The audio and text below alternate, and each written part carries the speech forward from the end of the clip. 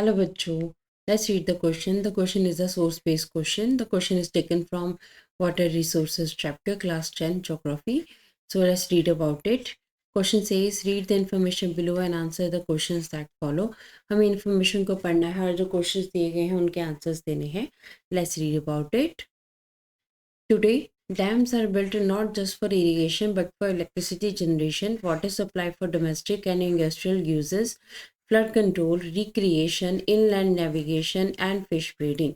देखिए यहाँ पे डैम्स की बात की जा रही है. डैम्स के बारे में कहा जा रहा है कि डैम्स ना सिर्फ इरिगेशन के लिए बने हैं. अब डैम से इरिगेशन कैसे होती है? जब हम डैम का वाटर जो है उसको स्टोर करते हैं और थ्रू द कैनाल्स हम जो है उस पानी को यूज़ करते हैं इरिगेशन पर्पज़ के लिए. अब सिर्फ इरिगेशन ही नहीं हो रही है डैम से, हम लोग इलेक्ट्रिसिटी भी जनरेट कर रहे हैं, हाइड्रो इलेक्ट्रिसिटी बना रहे हैं. वाटर सप्लाई भी डोमेस्टिक यूजेस के लिए हम इसको वाटर सप्लाई भी कर रहे हैं. इंडस्ट्री यूजेस में भी हम डैम का वाटर को यूज़ कर रहे हैं. फ्लड भी कंट्रोल हो रहे हैं हमारे पास डैम की हेल्प से. अब जब डैम का पानी, रिवर का वो जो वाटर है उसका फ्लो कंट्रोल में कर लिया जाता है तो जो भी रेनफॉल के दौरान एक्स्ट्रा वाटर होता है वो डैम में सेव कर लिया जाता है, स्टोर कर लिया जाता है. तो इससे फ्लड कंट्रोल जो है हो जाते हैं. फ्लड का खतरा जो है थोड़ा कम हो जाता है. रिक्रिएशन के लिए लोग जो फ्लड एरिया जो है इसको कैप्चर किया गया है. डैम का जो एरिया है, स्टोरेज वाटर है, यहाँ पर रिक्रिएशन के लिए आते हैं, अपना मनोरंजन करते हैं. लेक होती हैं, झील होती हैं, वहाँ पे वो लोग एंटरटेन कर सकते हैं, बोटिंग वगैरह कर सकते हैं. इनलैंड नेविगेशन होती है यहाँ पर एंड फिश ब्रीडिंग भी की जाती है. Hence, dams are now referred to as multi-purpose projects where the many uses of the impounded water are integrated with one another. पहले इनको डैम्स ही कहा जाता था, अब इनका नया नाम जो है मल्टीपर्पज़ प्रोजेक्ट कह दिया जाता है क्योंकि इनसे हम बहुत सारे अपने पर्पसेस को सॉल्व करते हैं. For example, in the Sutlej Beas river basin the Bhakra Nangal project water is being used both for hydel power production and irrigation. देखिए जैसे कहते हैं भाखड़ा नंगल डैम की अगर हम बात करें तो इसका जो पानी है ये यहाँ पर इलेक्ट्रिसिटी भी प्रोड्यूस की जाती है और यहाँ पे इरिगेशन भी होती है. इसके पानी से इरिगेशन भी होती है. सो सिमिलरली हीराकुड प्रोजेक्ट जो है इन महानदी बेसन integrates conservation of water with flood control. अब देखिए हीराकुड प्रोजेक्ट महानदी उड़ीसा में बनाया गया है.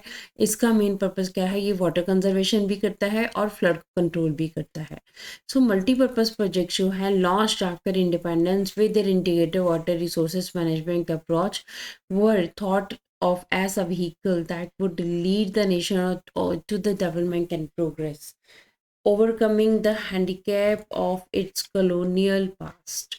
देखिए अब यहाँ पे क्या कहा गया है कि आज़ादी के बाद क्या हुआ, हमारे जो वाटर रिसोर्सेज मैनेजमेंट है यहाँ पे इनका जो मेन काम था, उन्होंने क्या चीज़ को सोचा कि जो हमारे पास मल्टीपर्पज़ प्रोजेक्ट है वो एक व्हीकल का काम करेंगे, कैसे वाहन का काम करेंगे जो कि हमारे देश को डेवलपमेंट के रास्ते के ऊपर लेके जाएगा, प्रोग्रेस करेगा हमारे देश की. और कॉलोनियल टाइम के ऊपर जितना भी हमारा नुकसान हुआ है उस नुकसान से हम लोग उभर सकते हैं.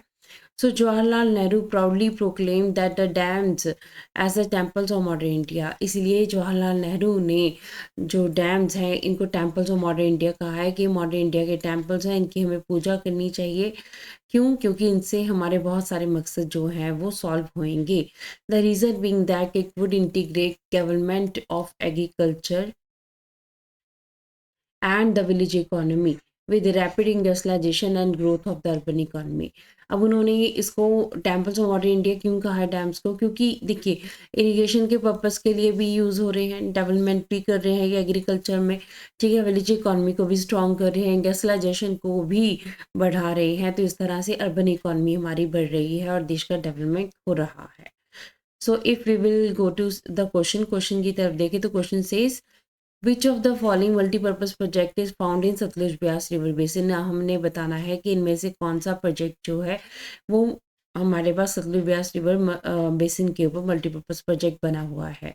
Let's see about the option. Option से इज हीराकुड प्रोजेक्ट, बी से इज दामोदर वैली कॉर्पोरेशन, सी से is Bhakra Nangal project, D से is Rihand project.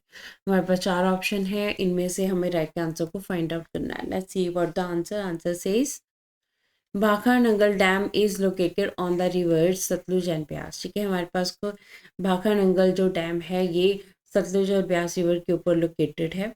It's construction began in 1948 and completed 1963।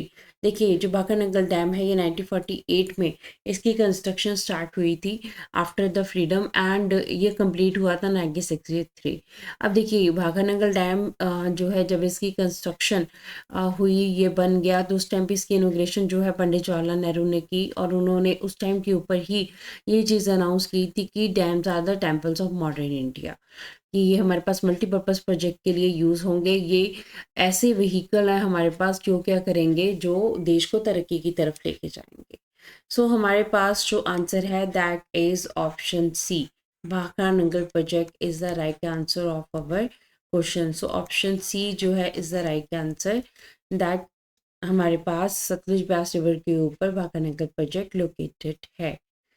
So this is the answer of the question. Hope so you understood the question as well as the answer. Thank you.